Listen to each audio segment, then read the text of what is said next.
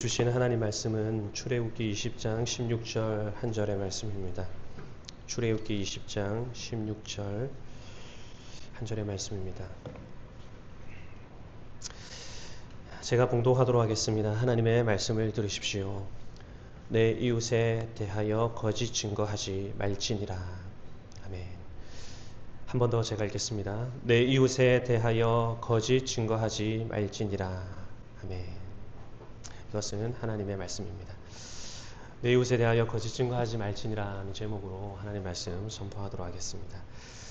우리가 읽어서 아시겠지만 이 10계명의 9번째 계명은 내 이웃에 대하여 거짓 증거하지 말지니라입니다. 이 10가지 계명 중에서 거짓 증거하지 말라는 계명이 한 자리를 차지하고 있다 하는 것은요, 성도가 진실된 삶을 사는 것이 얼마나 중요한가 하는 것을 우리에게 보여주는 것이겠죠. 하나님께서는 성도들이 진실되기를 원하십니다. 저와 여러분이 살아가는 세상은 어떻습니까? 조금만 우리가 둘러보아도 거짓으로 가득합니다. 사기나 속임수, 가짜뉴스가 판을 치고 있습니다. 청문회 불려나온 증인들이 위증하는 모습을 너무나 쉽게 볼 수가 있고, 또 학력이나 경력 위조의 사기 사건도 만연합니다. 또 어떻습니까? 전세 사기나 보이스피싱의 피해자들이 한 다리를 건너면 우리 주변에 또 한두 명씩 있을 것입니다. 검사가 증거를 은닉하거나 또한 만들어내는 일도 다반사고, 판사가 정치적 유불리에 따라 가지고 판결을 굽게 만드는 일, 또 재판 거래를 하는 일도 지금 우리나라에서 일어나고 있는 일들입니다. 거짓 기사나 가십들이 인터넷에 수많은 조회수를 올리고 있고, 또 그것이 사실인가 하여 그렇게 댓글들을 달았더니 나중에 알고 보니 사실이 아니더라, 그렇게 판명되는 경우도 적지가 않습니다. 사람들이 모여있는 단톡방에는 팩트가 아닌 거짓 선전 자료를 올리는 경우가 적지가 않습니다.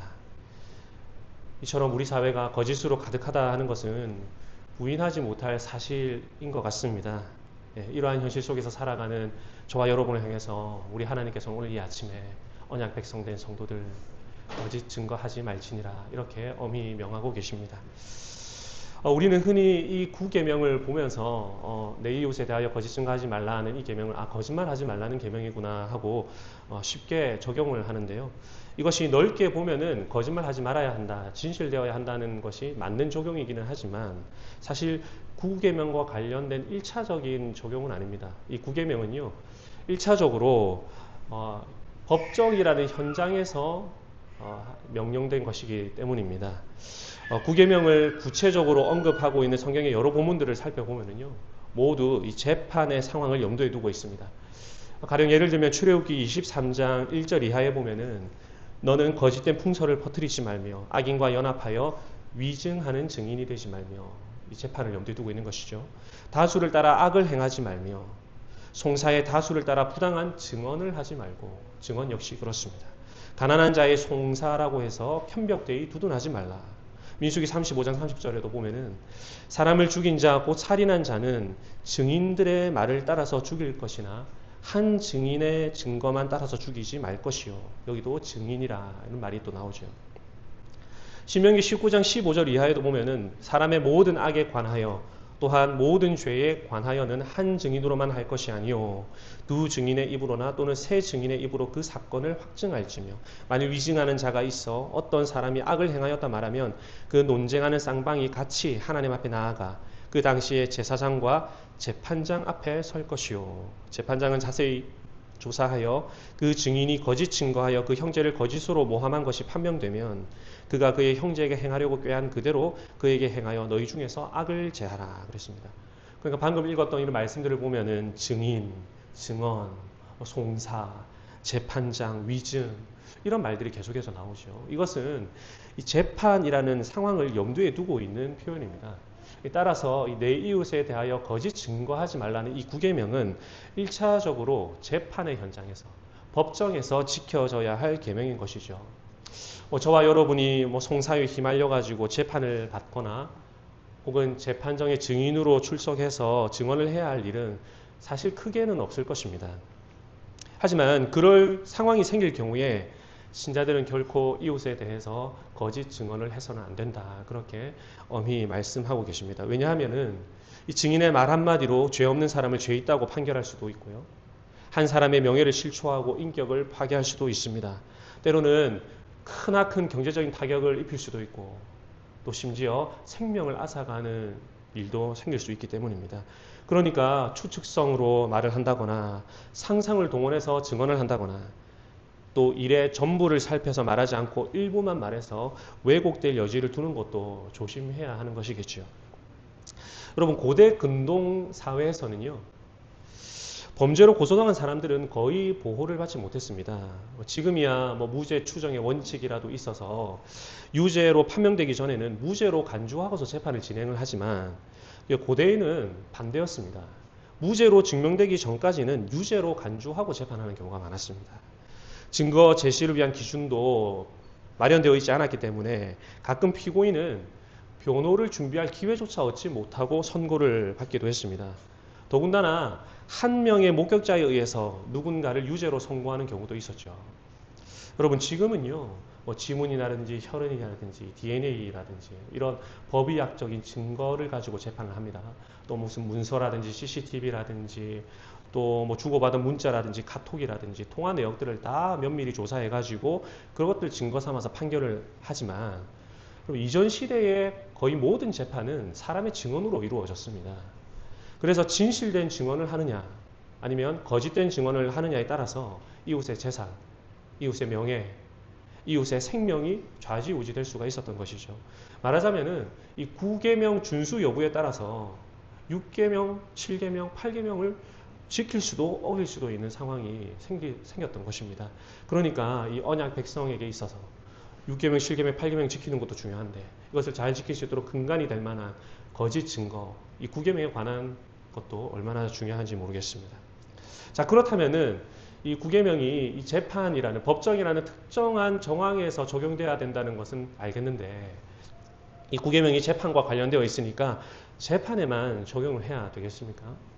그렇지가 않죠. 여러분, 에베소서 4장 25절의 말씀에 제가 말을 드려보고 싶은데요. 여러분, 우리가 에베소서 강해를 해서 잘 아시겠지만 1장부터 3장까지는 신자가 받은 구원에 관해서 충분히 이야기를 하고 또 4장부터 6장까지는 구원받은 신자가 어떻게 살아야 하는지 기독교적인 삶의 윤리를 이야기하고 있습니다. 그런데 그 내용을 보면 사도 바울이 십계명을 가지고 와서 이야기하는 부분들이 계속해서 이어집니다. 가령 예를 들면은 이런 것이죠. 우리 지난번 강해에서 이 8계명과 관련해 가지고 에베소서의 말씀을 제가 한번 읽어드렸는데요. 기억이 나실지 모르겠습니다. 도적질 하는 자는 다시 도적질 하지 말고 돌이켜 빈궁한 자에게 구제할 것이 있기 위하여 제 손으로 수고하여 선한 일을 하라 그랬습니다. 그 앞에는 도적질 하지 말지니라는 이 8계명을 말하고 나서 이어서 이웃에게 구제할 것이 있도록 손으로 수고하여 선한 삶을 살아라 라는 8계명의 신약적인 긍정적인 적용을 또 이야기를 했던 것이죠. 뿐만 아닙니다. 에베소서 5장 22절 23절에 보면은 이 7계명 간음하지 말지니라는 이 계명의 신약적인 적용이라 할 수 있는 아내와 남편이 어떻게 서로를 존중하며 살아야 하는지를 잘 또 가르치고 있습니다. 또 6장 1절부터 9절에 보면은 내 부모를 공경하라 이렇게 10계명 중에 5계명을 다 끌어와 가지고 자식들은 부모를 공경해야 한다고만 말하지 않고 부모들도 자녀를 노엽게 하지 말고 오직 주의 교양과 훈계로 양육하라 하면서 이 5계명에 또 더 나아간 긍정적인 적용을 또 이야기하고 있는 것이죠. 그 중에 4장 25절의 말씀도 우리가 그렇게 볼 수가 있는 것입니다. 그런즉 거짓을 버리고 각각 그 이웃으로 더불어 참을 말하라. 이는 우리가 서로 지체가 됨이니라. 그러니까 앞에 나오는 거짓을 버리고 라는 말은 내 이웃에 대하여 거짓 증거하지 말지니라는 말인 것이고 나아가서 그 이웃에 대하여 참된 것을 말하라 하는 것은 거짓 증거하지 않는 그런 수준을 넘어서서 참된 것, 참말을 하는 데까지 나아가라 이야기를 하고 있는 것이죠. 그래서 우리는 이 9계명이요 단순히 법정에서 거짓 증언을 하지 않으면 다 지키는 것이구나 라고만 적용하지 아니하고 모든 종류의 거짓말과 관련된 계명으로 확대 해석해서 우리에게 적용하는 것입니다. 그래서 이제 우리가 9계명을 생각할 때 거짓말하지 말라는 계명이구나 이렇게 적용할 수가 있는 것이죠. 요컨대 이 9계명은요 재판정은 물론이고 일상적인 대화라든지 삶의 모든 정황 속에서 우리의 이웃에 대해 거짓말하지 말 것을 금하는 계명이다. 이렇게 정리해 볼 수가 있겠습니다. 이해가 되시겠습니까? 우리는요 여전히 구원받은 이후에도 죄의 본성이 남아 있습니다. 죄의 책임은 우리 구주 예수님께서 다 해결해 주셨지만은 이 죄의 오염의 문제는 우리가 이 땅을 살아가는 동안 계속해서 우리를 괴롭힐 것입니다. 그래서 우리는 이웃에 대해서 저 사람에 대한 사실을 말한다 이야기하면서 은근히 험담을 하거나 은근히 비꼬우거나 악담을 하는 것에 완전히 자유롭지는 못합니다. 신앙적으로 성숙하신 분들은 성급하게 판단하지 않고 전후 사정을 살피고 사실만을 말하려 애쓰겠지만 신앙의 초보 시절에는 그럴 수가 없죠. 여러분 우리가 예수님을 닮아가는 이 성화라는 것은요 시간이라는 절대 요소가 필요합니다. 따라서 우리는 신앙의 여정 가운데서 알게 모르게 이웃에 대해서 크고 작은 거짓 증언들을 하면서 나중에는 결국 이웃에 대해서 참말을 하는 자리에까지 나아가게 되는 것입니다. 절반의 진실을 말하면서 타인의 평판과 명예를 깎아내리기도 하고 타인의 단점과 약점을 드러내면서 나의 옳음과 정당함을 인정받으려고 합니다. 그러니까 말하자면 우리 내면 깊숙하게 우리 이웃에 대해서 거짓 증거하고자 하는 죄가 따리를 틀고 있는 것이죠. 어떻습니까? 저와 여러분 가운데 누가 과연 이 구계명을 범하는 죄로부터 자유로운 자가 있다고 말할 수가 있겠습니까? 다만 야고보 사도처럼 그의 가르침에 따라서 자기 입을 단속하고 입에 재갈을 물림으로써 경건에 이를 수 있겠지만 우리는 인생의 여정 가운데 크고 작게 구계명을 다 범하면서 살아갑니다. 잠언에 보면은 남의 말하기를 좋아하는 자의 말은 별식과 같아서 뱃속 깊은 데로 내려간다 그랬습니다. 그래서 타인에 대해 험담하는 말을 들으면요 마치 특별한 음식을 먹은 것처럼 계속해서 떠오르고 마음 깊숙한 데에 내려가가지고 계속해서 맴돕니다. 우리는 타인에 대한 이야기를 듣고 말하기를 즐기기 때문에 구계명을 범하는 죄를 그런 위험을 늘 가지고 살아가는 것이죠. 범하기도 하고. 그런데 우리가 이렇게 부정의 측면에서만 살펴봐도 사실 우리 중에 이 구계명을 범하는 죄로부터 자유로운 사람은 아무도 없을 텐데. 그런데 여러분 잘 아시죠? 십계명은 다 긍정의 명령으로 바꾸어서 또한 우리에게 적용해야 하는 이웃 사랑의 법 아니겠습니까? 긍정의 명령으로 이 구계명을 보자면 어떻겠습니까? 내 이웃에 대하여 거짓 증거하지 말지니라 하는 이 명령은 내 이웃에 대하여 참된 것을 말할지니라 하는 말로 바꿔볼 수가 있을 것입니다. 말하자면은 이웃의 단점이나 이웃의 약점은 또 이웃의 연약함은 덮어주고 그것을 슬퍼하고 도리어 그들의 재능이나 장점, 그들의 노력, 그들의 헌신은 인정하고 그에 관한 좋은 소문이 나도록 칭찬하고 알리는 것이죠. 그에 대한 좋은 세평은 받아들이고 그의 명예를 보존하고 증진시키는 것이 이 구계명의 긍정 명령으로서 지키는 것입니다. 그가 이웃에게 관대한 평가를 받는 것을 기뻐하고 또 그렇게 받을 수 있도록 노력하는 것이죠. 우리가 신앙이 있다 말을 하는데요. 신앙이 있어도 신앙이 좀 깊어졌다 해도 되게 험담하는 일에는 입을 닫지만 반대로 이웃을 칭찬하거나 알리려고 하는 노력까지는 잘 하지 않게 됩니다. 싫어하지는 않는다 하더라도 내가 저 사람을 좋아하지는 않는 것이죠. 그래서 이 역시도 우리가 마음으로부터 이웃을 사랑하지 못한다는 증거이기 때문에 긍정의 명령으로서 구계명을 사실은 우리는 지키고 있지 못한 것입니다. 부정의 명령으로도 지키지 못하는 우리들이고 긍정의 명령으로도 지키고 있지 못한 게 바로 저와 여러분이라 이 말이죠. 내 이웃에 대하여 거짓 증거하지 말지니라는 이 명령을 부정이든 긍정이든 우리는 지금까지 어기면서 살아왔고 또 지금도 어기고 있고 또 앞으로도 종종 어기게 될 일이 생길 것입니다. 이웃에 대해 거짓 증거를 함으로써 구계명을 어기고 이웃에 대해 참말을 하지 않음으로써 구계명을 어기는 것이죠. 그런데 성도 여러분, 이 구계명 위반의 죄가 우리 예수님을 죽게 만들었다는 사실을 아십니까? 여러분 마태복음 26장, 마가복음 14장, 누가복음 22장에 보면은 예수님의 순환장, 예수님이 순환당하신 그 일련의 사건들을 기록을 해놓았습니다. 예수님이 십자가에 달려 죽으시기 전날 공회에 끌려가서 신문을 당하는 기록이 제가 방금 말씀드린 복음서에 기록이 되어 있습니다. 예수님을 끌고 대제사장에게로 데려가서 저녁부터 새벽녘 닭이 울기까지 신문을 하기 시작하는데요. 그런데 죽일 증거가 있어서 예수님을 끌고 간 것이 아니라 예수님을 끌고 간 이후부터 죽일 증거를 찾기 시작합니다. 대제사장들과 온 공회가 예수를 죽이려고 그를 칠 거짓 증거를 찾으매 거짓 증인이 많이 왔으나 얻지 못하니 이는 예수를 쳐서 거짓 증거하는 자가 많으나 그 증거가 서로 합하지 못함이라. 어떤 사람들이 일어나 예수를 쳐서 거짓 증거하여 가로되 우리가 그의 말을 들으니 손으로 지은 이 성전을 내가 헐고 손으로 짓지 아니한 다른 성전을 사흘에 지으리라 하더라 하되 오히려 그 증거도 서로 합하지 않더라 그랬습니다. 말하자면은 구계명을 어긴 자들 때문에 예수님이 죽임 당하셔야 했던 것이죠. 사내들인 공회에서 밤새도록 신문당하신 예수님은 그 다음날 아침이 되어서 이제 빌라도의 법정에 넘겨지게 됩니다. 빌라도는요, 대제사장과 관원들과 백성들을 다 불러 모아서 너희가 고소하는 이 일에 대하여 내가 조사를 해보니까 이 사람 예수에게서 죄를 찾지 못하겠다. 죽일 만한 죄가 아니다. 그렇게 이야기를 합니다. 자, 그러면은 바로 무죄 방면을 하면 될 일이지. 유대인의 그 종교적인 문제에 휘말리기가 싫어가지고 이 빌라도가 꾀를 내죠.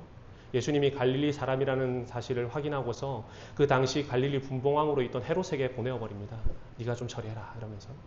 그러자 헤롯도 어떻게 합니까? 그냥 예수님을 때리고 희롱하고 밝은 옷을, 빛나는 옷을 입혀가지고 다시 빌라도에게 보내요. 그래서 빌라도가 또다시 두 번째 신문을 합니다. 두 번째 신문을 할 때에도 빌라도가 또 이야기를 하죠. 내가 신문을 해보니까 죽일 일이 아니다.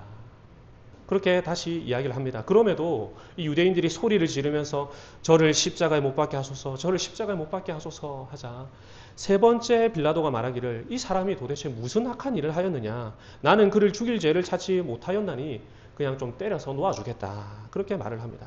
그러니까 말하자면 이 빌라도도 예수님께 죽일 만한 죄가 없다는 것을 분명하게 알았습니다. 하지만 밀란이 날까 걱정스럽기도 하고 이 유대인들의 골치 아픈 일에 끼어들고 싶지도 않아가지고 의로우신 분을 죽음에 내어줬던 것이죠. 이 역시 구계명 위반이었습니다. 예수님에 대해서 참말을 하지 않은 것이죠. 끝까지.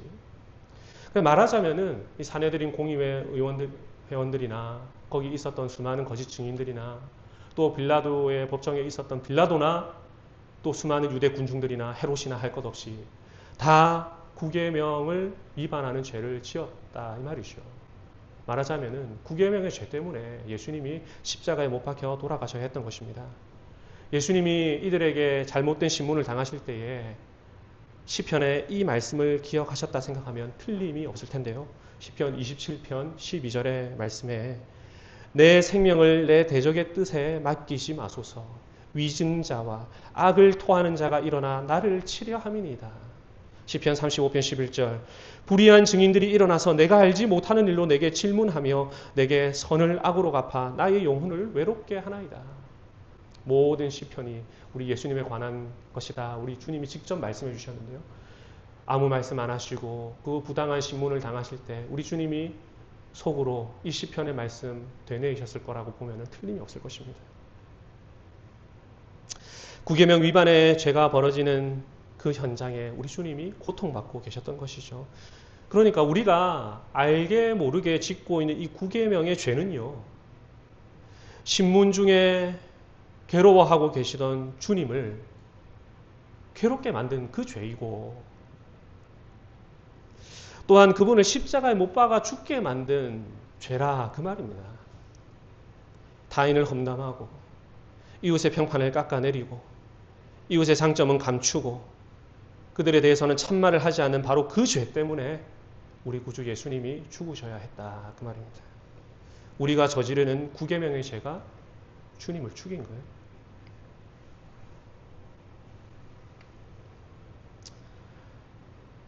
그런데 웬 사랑입니까? 자신을 죽이려고 9계명의 죄를 범하고 있는 그 원수를 우리 구주 예수님께서는 사랑해 주셨습니다. 똑같이 9계명의 죄로 얼룩진 저와 여러분들을 사랑하셔가지고 우리의 죄를 대속하시고자 도살장에 잠잠히 끌려가신 양처럼 아무 말 없이 친히 십자가에 매달려 죽여주셨습니다. 우리가 9계명을 어긴 죄인이라는 사실을 인정하고 또한 9계명의 죄를 어김으로 주님의 원수되었던 자들이었는데 그 원수를 사랑하신 주님의 사랑을 깨닫는다면 어찌 우리가 9계명을 어기며 살아갈 수가 있겠습니까? 우리가 저지르는 9계명의 죄 때문에 주님이 고통받으셨는데 우리가 어제 토요일까지는 내가 잘 몰라서 9계명을 범하며 살았다 하더라도 오늘 주일 이후로 어떻게 우리 입에 이웃에 대해 거짓 증거하는 말을 담을 수 있겠습니까? 또한 우리 하나님의 진실한 성품을 생각해봐도 그렇죠. 우리 하나님은 거짓말하지 않으시는 분이라 성경에 그렇게 이야기를 했습니다. 하나님의 자녀된 우리가 거짓말하지 않으시는 진실된 하나님의 자녀된 우리가 어찌 거짓말을 하겠습니까? 여러분, 거짓은 마귀의 것입니다. 이스라엘의 지존자는 거짓이나 변개함이 없으시니 그는 사람이 아니심으로 결코 변개하지 않으심이니이다 그랬습니다. 반대로 너희는 너희 아비 마귀에게서 났으니 너희 아비의 욕심대로 너희도 행하고자 하느니라. 그는 처음부터 살인한 자요 진리가 그 속에 없으므로 진리에 서지 못하고 거짓을 말할 때마다 제 것으로 말하나니 이는 그가 거짓말쟁이요 거짓의 아비가 되었음이라 그랬습니다. 하나님은 진실된 분이시고 하나님의 자녀는 진실을 말하는 자입니다. 마귀의 자녀는 거짓을 말하는 자이죠. 우리가 하나님의 자녀라면은 마귀의 일을 버리고 거짓을 버리고 하나님처럼 참된 것을 말해야 할 것입니다. 빌라도가 예수님께 네가 유대인의 왕이냐 이렇게 물었을 때 예수님이 대답을 이렇게 하십니다. 내 나라는 이 세상에 속한 것이 아니니라. 그러자 빌라도가 다시 묻죠. 그러면 네가 왕이 아니라는 말이냐? 이에 예수님이 대답하시기를 내 말과 같이 내가 왕이니라. 내가 이를 위하여 태어났으며 이를 위하여 세상에 왔나니 곧 진리에 대하여 내가 증언하려 함이로다. 무릇 진리에 속한 자는 내 음성을 듣느니라 하셨습니다. 말하자면 우리 예수님 이 땅에 오신 이유가 참말을 하러 오신 분이라, 참된 진리를 증언하러 오신 분이라 그 말이죠. 9계명 지키려고 오셨다 그 말입니다. 목숨이 달린 문제 앞에서 자신이 왕이라는 진리를 증언하는 일에 주저함이 없으셨습니다. 그리고 그 예수님께서 우리에게 말씀하시기를 무릇 진리에 속한 자는 내 음성을 듣느니라 이렇게 하셨는데요. 오직 너희 말은 옳다 아니라 하라. 이에서 지나는 것은 악으로 쫓아나느니라 그랬습니다. 옳은 것은 옳다 아닌 것은 아니다 말할 수 있는 자들이 되어라. 진실된 말을 하라 그 말이죠. 진리에 속한 자는 주님의 음성을 듣습니다. 참말을 하는 자들이 되는 것이죠. 그래서 오늘 이 9계명은 분명합니다. 내 이웃에 대하여 거짓 증거하지 말고 이웃에 대하여 참된 말을 하는 성도들이 되어라 하는 명령인 것입니다. 그래서 우리가 마지막으로 이 9계명의 구체적인 실천들을 한번 생각해보고 또 우리의 삶에 적용해보면 좋겠는데요. 먼저 앞에서도 말씀드렸듯이 이 9계명은 1차적으로 어떤 상황에서 주어진 계명이라 그랬습니까? 재판, 그죠? 법정이라는 정황에서 주어지는 계명입니다. 그러니까 우리는 먼저 세상 법정에서 진실을 말하는 자들이 되어야 되겠습니다. 우리가 법정에 설 경우가 얼마나 될까 싶지만 여러분 인생을 길게 살다 보면은 종종 송사에 휘말릴 때가 있습니다. 지난 1년 한 해 동안에 대한민국의 계엄 사태 이후로 수많은 청문회가 열리지 않았습니까? 지난 한 해 동안 법사위에서 생중계되는 청문회를 제가 쭉 지켜보면서 그때 증인으로 출석한 이들이 참 많구나 하는 것을 생각했습니다. 여러 군인들도 섰고요. 검사들, 수사관들, 또 법제처장이며 사무관이며 보좌진들, 관련된 종사자들 전부 다 서가지고 하나같이 증인 선서를 하고 그렇게 말하는 것들을 보았습니다. 심지어 그 최혜병 사건 때 그 사단장하고 별들 다 나와가지고 증인 선서하라고 하니까 증인 선서 거부하는 일도 있었죠. 제가 이렇게 쭉 보면서 그 자리에서 또 수많은 증인들 중에 신자들은 한 사람도 없었을까 하는 생각을 해보았습니다. 어쩌면 자신의 신앙이 별처럼 빛나는 순간일 수 있었는데 그때 정말 진실된 증언을 하는 사람이 없었을까. 우리라고 해서 그런 자리에 서지 않을 법이 있겠습니까? 꽤 오래전의 일이지만 세월호 사건이 터졌을 때 이 해양 관련 일을 하시는 그 공직자를 제가 아는 분이 한 분 있었는데 통영에 내려갔다가 이렇게 검사에게 불려가서 뭐 증언을 하는 그런 일을 경험했다 들었습니다. 아주 가까이 그런 일이 일어나더라고요. 저희 모 교회에서도 이제 부동산에 관한 그 일로 결국 재판정에 서야 되는 그런 일이 있었는데 그런 일들이 종종 우리 삶에 일어납니다. 그럴 때 어떻게 해야 하겠습니까? 이웃에 대하여 거짓 증거하지 않고 참말을 하는 우리 성도님들이 되시기를 간절히 바랍니다. 여러분, 세상 법정이 있는 것처럼 여러분 교회에도 법정이 있다는 거 아십니까? 당회와 노회와 같은 치리회도 하나의 법정입니다. 성도들 사이에 일어난 문제를 다루는 재판장이 곧 당회이고 목사나 장로의 문제를 다루는 재판정이 곧 노회입니다. 성도가 범죄했을 때 그 범죄의 사실이 현저할 경우에 그를 불러서 물어보고 말하자면 신문을 하는 것이죠. 그리고 범죄의 증거가 명확할 때에는 시벌하고 또 그가 회개할 때에는 해벌하는 일을 당회가 합니다. 그럴 일은 없어야 하겠지만 우리가 교회의 재판정 앞에 설 때가 있다면 정직하시기를 바랍니다.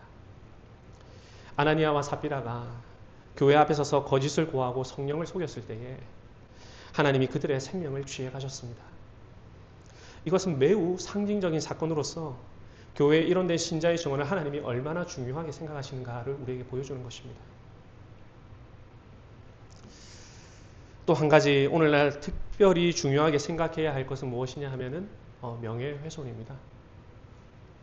너무 쉽게 타인의 명예를 깎아내리는 일들이 우리 주변에서 일어나고 있죠.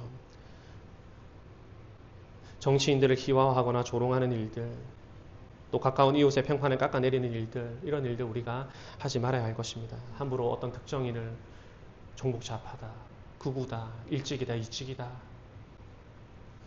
그러한 언행 우리 성도들의 입에서는 결코 나와서는 안 될 것입니다.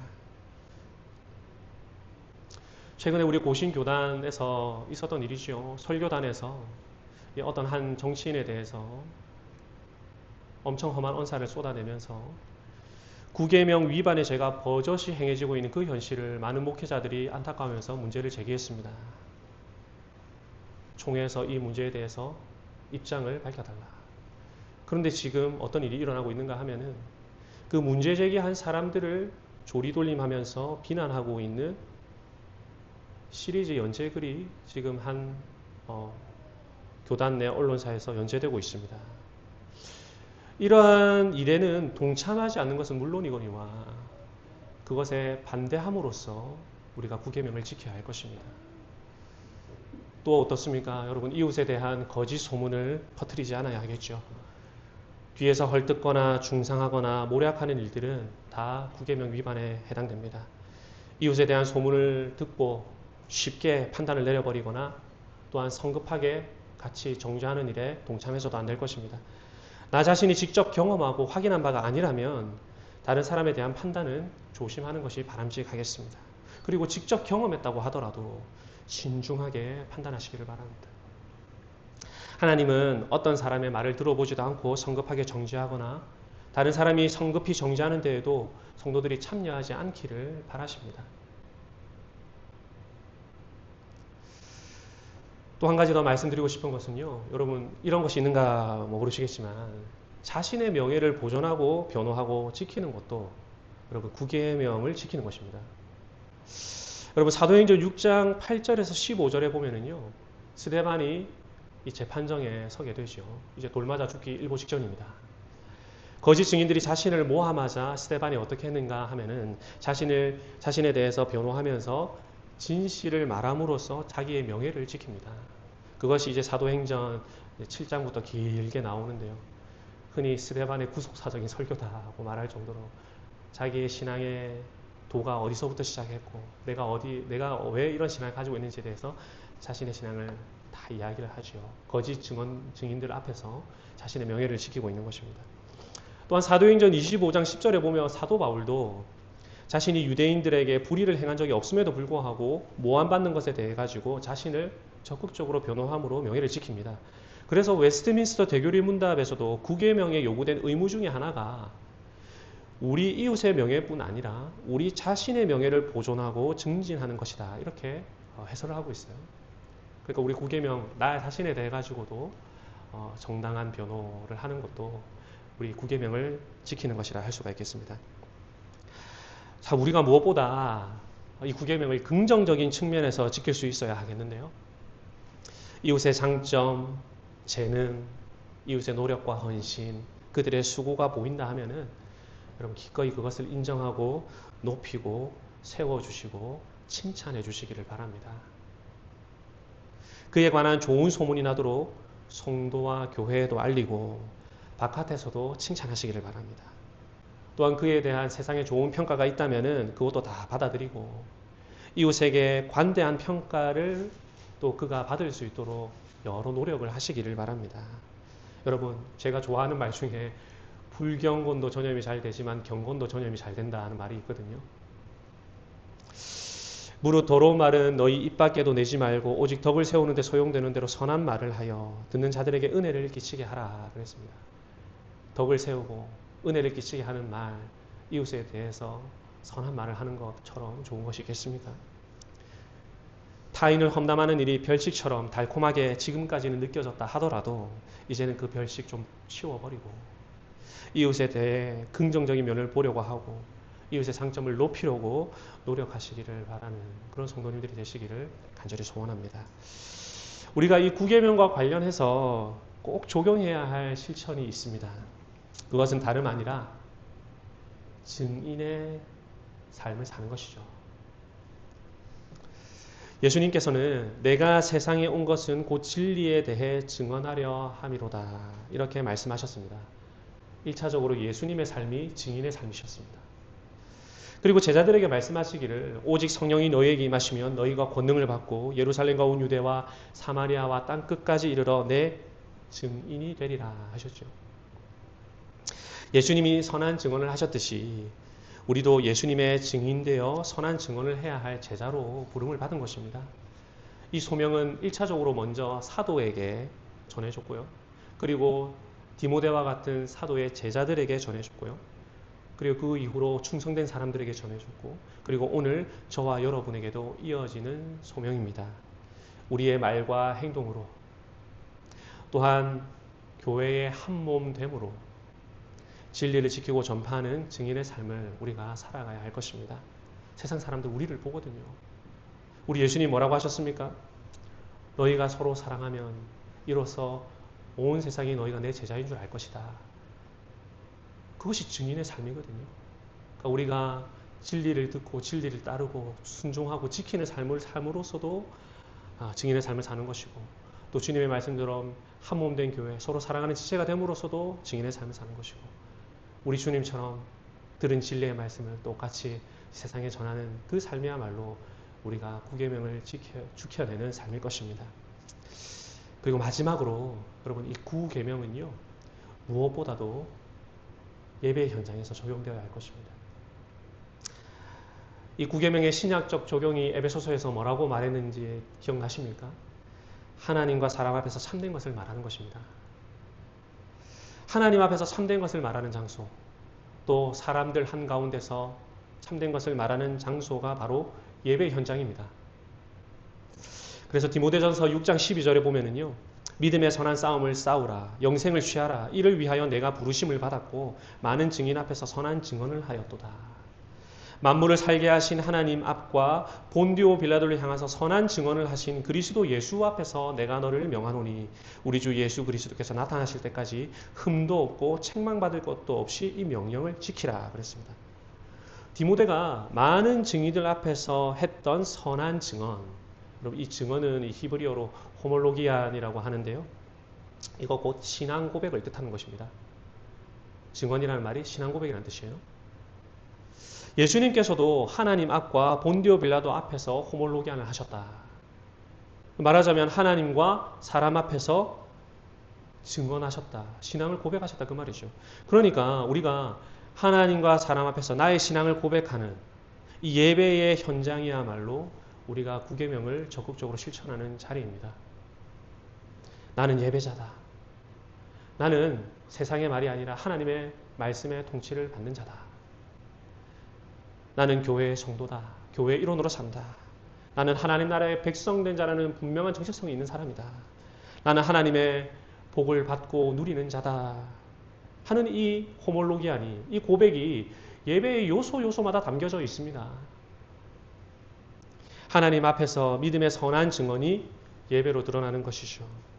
이 예배를 잘 드리는 자가 이제 공공의 현장에서 우리 삶의 일터에 가서도 똑같이 우리 예수님처럼 살아가게 되는 것이죠.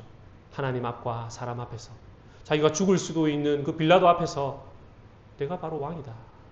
사내들인 공회 앞에서 내가 너희들이 말한 바로 그 메시아다. 이렇게 참된 증언을 하는 신자로 살 수가 있게 되는 것입니다. 우리 주님 말씀하셨습니다. 너희는 말을 할 때마다 옳다 옳다 아니라 아니라 하라.